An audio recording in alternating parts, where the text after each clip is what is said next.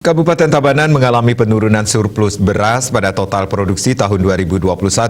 Itu tercermin dari pencapaian surplus beras yang hanya sebesar 48.614 ton atau turun dari posisi 50.000 ton yang terjadi pada tahun 2020 lalu. Data dari Dinas Pertanian Kabupaten Tabanan terkait realisasi tanam panen, profitas dan produksi padi tahun 2021 mencatat total luas panen bersih mencapai 36.864 hektar.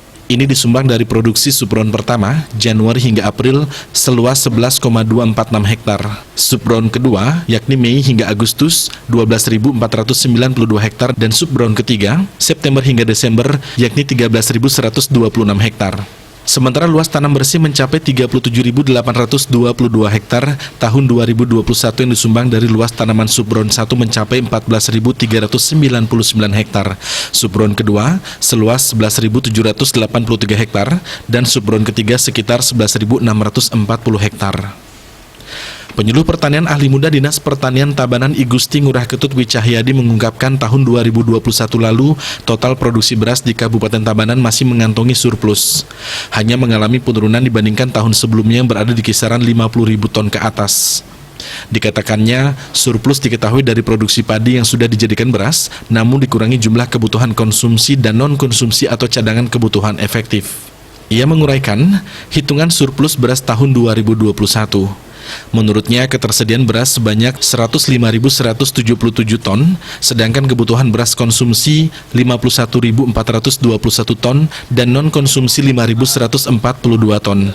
Dengan demikian terjadi surplus beras sebanyak 48.614 ton.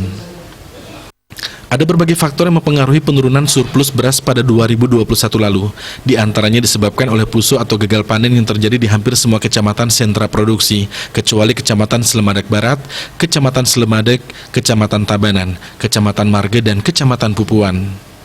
Luas puso mencapai 221 hektar, terbanyak di Kecamatan Penebel mencapai 98 hektar, disusul Kecamatan Kediri 88 hektar, Kecamatan Baturiti 14 hektar, Kecamatan Kerambitan 11 hektar, dan Kecamatan Selemadak Timur 10 hektar.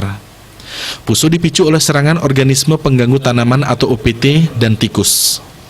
Ketut Wicahyadi melanjutkan, penurunan surplus beras juga dipicu oleh berkurangnya luas tanam padi karena adanya penambahan luas tanam jagung, kedelai, dan bawang merah bantuan pemerintah pusat dalam rangka memenuhi kebutuhan komoditas secara nasional.